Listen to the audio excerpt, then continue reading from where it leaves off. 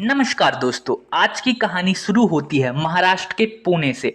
तो दोस्तों ये कहानी है 1990 से 1996 के बीच, जब पुलिस को महाराष्ट्र के अलग अलग इलाकों में छोटे बच्चों की लाशें जमीन में गड़ी हुई मिली। ये लाशें कोई एक या दो नहीं थी, 40 से भी ज्यादा अलग अलग गुमशुदा हुए बच्चों की लाशें जमीन के अंदर पाई गई, वो भी महाराष्ट्र के अलग अलग इलाकों में। इसके बाद पुलिस ने काफी छानबीन करी, लेकिन पुलिस को कोई पुख्ता सबूत नहीं मिला। उसके बाद पुलिस के मन में ये बात आने लग गई, आखिर ये बच्चे कौन है और इनको कोई क्यों मार रहा है और आखिर मारने वाला है कौन। तो दोस्तों आज की इस वीडियो में मैं इसी बारे में डिटेल में बात करने वाला हूं कि आखिर इसके पीछे कौन है, उनके पीछे की कहानी क्या है। इसके अलावा मैं आप लोगों को कुछ ऐसी काम की बात बताऊंगा जिसके बाद अगर आपके बच्चे हैं तो आप भी सतर्क हो जाइएगा कि आखिर अपने बच्चों को ऐसे लोगों से कैसे बचाना है। तो दोस्तों वीडियो में आगे बढ़ने से पहले मैं चाहूंगा आप मेरे इस चैनल को सब्सक्राइब कर लो, ताकि मैं थोड़ा मोटिवेट हो सकूं आप लोगों के लिए और भी अच्छे अच्छे और बेहतरीन वीडियो बनाने के लिए। तो दोस्तों वीडियो में आगे बढ़ते हैं। तो दोस्तों कहानी में ज्यादा सस्पेंस ना रखते हुए मैं पहले ही बता देता हूं कि आखिर इन सब के पीछे कौन है। तो दोस्तों इन सब के पीछे एक माँ और उसकी दो बेटियां हैं। जी हाँ दोस्तों, इन तीनों ने ही मिलके इन सारी घटनाओं को अंजाम दिया है। तो दोस्तों जो माँ है उसका नाम है अंजना बाई और इसकी दो बेटियां हैं, एक का नाम है रेणुका और दूसरी का नाम है सीमा। इन तीनों ने ही मिलके पूरे महाराष्ट्र में ये तहलका मचाया था। तो दोस्तों ये कहानी शुरू होती है अंजना बाई से। 1973 के आसपास अंजना बाई नासिक में रहती थी। वहां पे इनको किसी से प्यार हो गया। इसके बाद जब इनके घर वाले अंजना बाई और जिनसे ये प्यार करती थी उन दोनों के घर वाले नहीं माने, तो अंजना बाई अपने आशिक के साथ 1973 में ही भागकर पुणे चली आई। उसके बाद पुणे में इन दोनों ने शादी करी। वहां पे उनकी पहली बेटी रेणुका का जन्म हुआ। रेणुका के जो पिता थे वो पेशे से एक ट्रक ड्राइवर थे। तो दोस्तों इसके अलावा मैं आपको अंजना बाई के बारे में एक और बात बता दूं कि अंजना बाई का कैरेक्टर शुरू से ही अच्छा नहीं था। वो छोटी मोटी चोरियां करती रहती थी। मतलब अगर वो किसी के घर गई, कहीं पूजा में गई या किसी मंदिर में गई तो वहां से वो छोटी मोटी चीजें चुरा लेती थी। उनकी ये आदत बन गई थी। तो दोस्तों अंजना बाई और उसकी बेटी और साथ में अंजना बाई का पति तीनों कुछ टाइम तक एक साथ रहे, लेकिन कुछ टाइम बाद जो अंजना बाई का पति था वो अपनी बेटी और अंजना बाई को छोड़ के कहीं भाग गया। उसके बाद अंजना बाई अपनी बेटी रेणुका को किसी तरीके से पाल पोष के बड़ा कर रही थी। वो छोटी मोटी चोरियां करके अपना और अपने बच्चे का पालन पोषण करती थी। लेकिन कुछ सालों बाद अंजना बाई की मुलाकात मोहन नामक एक व्यक्ति से हुई जो कि फौज से रिटायर्ड था। इन दोनों ने मिलके मतलब अंजना बाई और मोहन दोनों ने एक साथ शादी कर ली और इसके बाद फिर 1975 के आसपास अंजना बाई और मोहन की एक बेटी हुई जिसका नाम सीमा था। मतलब अब अंजना बाई की दो बेटियां हो गई, पहले पति से रेणुका और दूसरे पति से सीमा। तो दोस्तों अंजना बाई की दूसरी शादी के बाद फिर भी अंजना बाई की जो चोरी की आदत थी पुरानी वो खत्म नहीं हुई।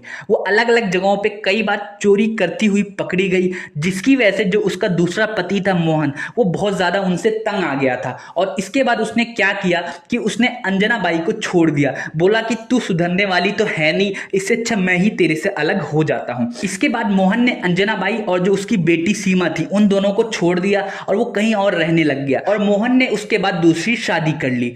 इन सब के बाद अंजना बाई और जो उसकी बेटी सीमा थी वो बहुत ज्यादा दुखी हो गए और वो अपने पति मोहन को भुला नहीं पाई थी अंजना बाई, जिसके बाद उसके मन में मोहन के प्रति बहुत ज्यादा गुस्सा और बदले की भावना भर गई। तो दोस्तों अंजना बाई अपनी दोनों बेटियों मतलब सीमा और रेणुका को किसी तरह पाल रही थी, इधर छोटी मोटी चोरियां करके।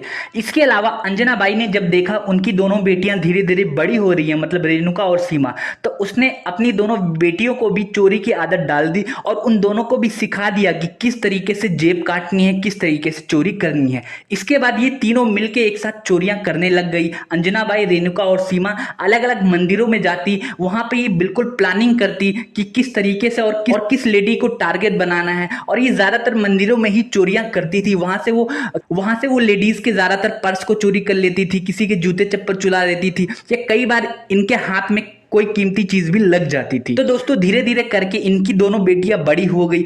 तो सबसे बड़ी बेटी थी रेणुका। तो 1989 में रेणुका की किरण शिंदे नामक एक टेलर से शादी हो गई। उसके बाद रेणुका और जो किरण शिंदे, इन दोनों का एक बेटा हुआ। तो दोस्तों ऐसे कर करके साल गुजरता रहा, लेकिन इन तीनों माँ बेटियों की चोरी की आदत खत्म नहीं हुई। तो दोस्तों एक बार क्या होता है, रेणुका अपने छोटे से बच्चे को लेके एक मंदिर गई हुई थी। वहां पे क्या हुआ कि अचानक उसको दिखा कि एक लेडी के पास पर्स है और उसके अंदर कुछ कीमती सामान है। तो उसके मन में ये बात आई क्यों ना इसके पर्स को चुरा लिया जाए। तो उसने क्या किया, उस लेडी के पर्स को चुरा लिया। तभी किसी ने उसको चुराते हुए देख लिया। तो रेणुका के मन में एक शातिर आइडिया आया। उसने क्या किया, अपने बच्चे को जमीन पे गिरा दिया। उसके बाद लोगों का ध्यान उस बच्चे पे गया और फिर इसके बाद वो धीरे से अपने बच्चे को उठाती है और ये बोल के चली जाती है कि मेरे पास बच्चा है, मैं अपने बच्चे को लेके यहाँ मंदिर में आई हूँ, तो क्या आप लोगों को लगता है मैं चोरी कर सकती हूँ। इसके बाद जो आसपास के लोग थे उनको लगा कि शायद ये सही बोल रही है, एक छोटे बच्चे के साथ कौन चोरी करेगा। इसके बाद वो आराम से खुश होकर वहां से निकल जाती है। रेणुका ये सारी घटना जो होती है अपनी माँ और बहन को बताती है कि किस तरीके से उसने अपने बच्चे का यूज करके इस चोरी से पकड़े जाने से छुटकारा पाया है।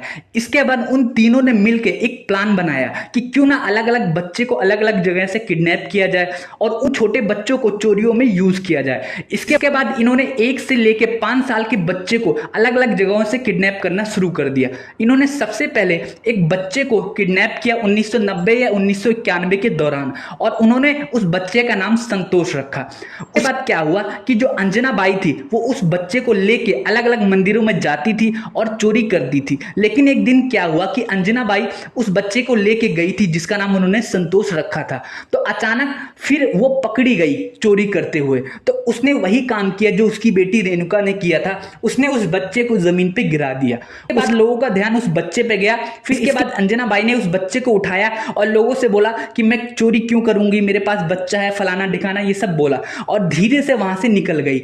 लेकिन इस बार जो संतोष था वो चुप नहीं हुआ, वो रोता रहा। तो अंजना बाई को लगा कि कहीं वो पकड़ी ना जाए, तो उसने सामने एक खंबा देखा और उसने उस खंबे में उस बच्चे के सर को कई बार मारा बुरी तरह, और जिसके बाद उस बच्चे के सर से ब्लड निकलने लग गया और वो शायद वो बच्चा बेहोश हो गया या वो मर गया। उसके बाद उस बच्चे ने रोना बंद कर दिया। फिर अंजना बाई ने क्या किया, उस बच्चे को ले जाके जिंदा ही एक खेत में गाड़ दिया, मतलब उसको मार दिया एक तरह से हम कह सकते हैं। फिर उसके बाद अंजना बाई और उसकी दोनों बेटियां ऐसे ही अलग अलग जगहों से बच्चे को किडनैप करती और जब वो पकड़ी जाती थी या फिर जब उनको लगता था कि इस बच्चे का यूज करके उन्होंने काफी सारी चोरियां कर ली है या फिर उनको लगता था कि इस बच्चे से इनको कोई खतरा है, उसके बाद उन बच्चों को वो मार देती थी।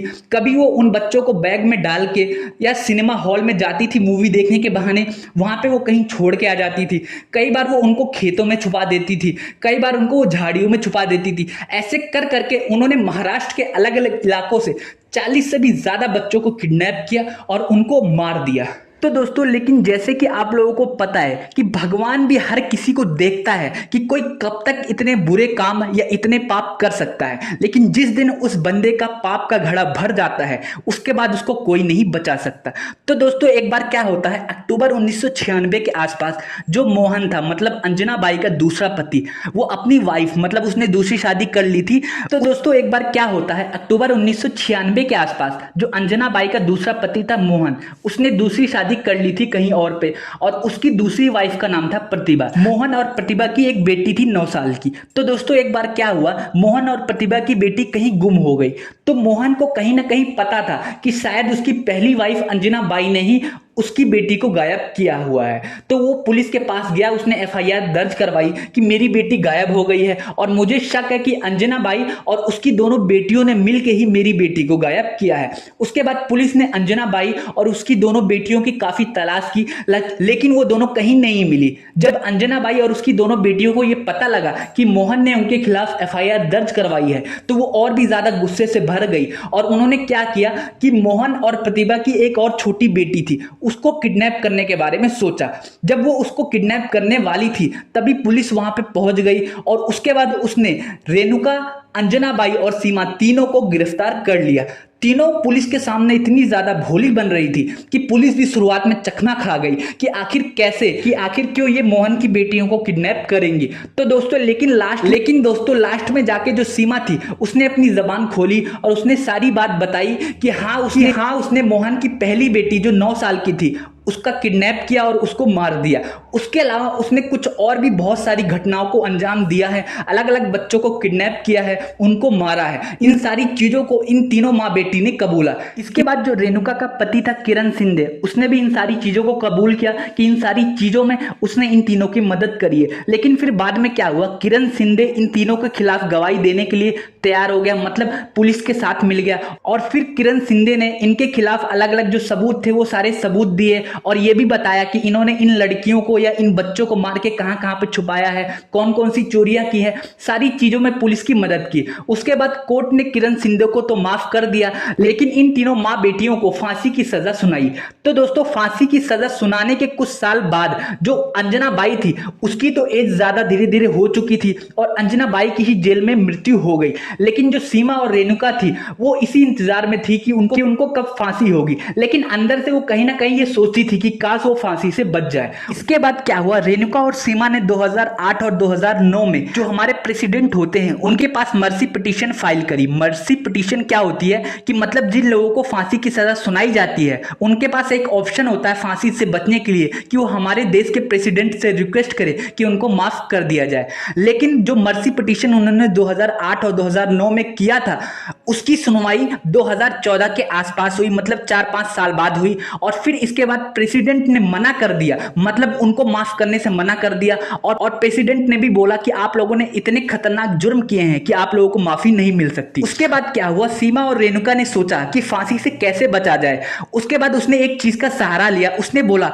कि प्रेसिडेंट ने इतने सालों तक हमारी मर्सी पिटीशन का जवाब नहीं दिया, जिसकी वजह से हम इंतजार करते रहे कि हमें अब फांसी होगी, अब फांसी होगी, और फांसी के डर से हमारी मानसिक स्थिति खराब हो गई। ऐसा उन्होंने अपने वकीलों के द्वारा कोर्ट में अपनी बात रखी।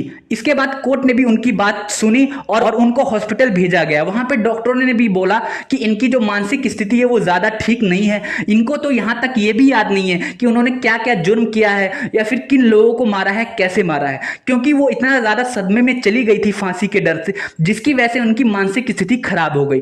इसके बाद कोर्ट ने इन दोनों की फांसी की सजा को माफ कर दिया, लेकिन इन दोनों को उम्र कैद की सजा सुनाई। तो दोस्तों इस तरीके से इन तीनों माँ बेटियों को उनकी करनी की सजा मिली। तो दोस्तों उम्मीद करता हूं आपको इस घटना से कुछ ना कुछ सीख मिली होगी कि किस तरीके से हमें कैसा इंसान नहीं बनना। हम कितने भी गलत काम कर ले, लेकिन आज नहीं तो कल हमारी एक गलती हमारे लिए और हमारे बच्चों के लिए बहुत ज्यादा गलत साबित होगी। तो दोस्तों उम्मीद करता हूं आपको ये सारी चीजें समझ आई। जाते जाते इस चैनल को सब्सक्राइब करना ना भूले।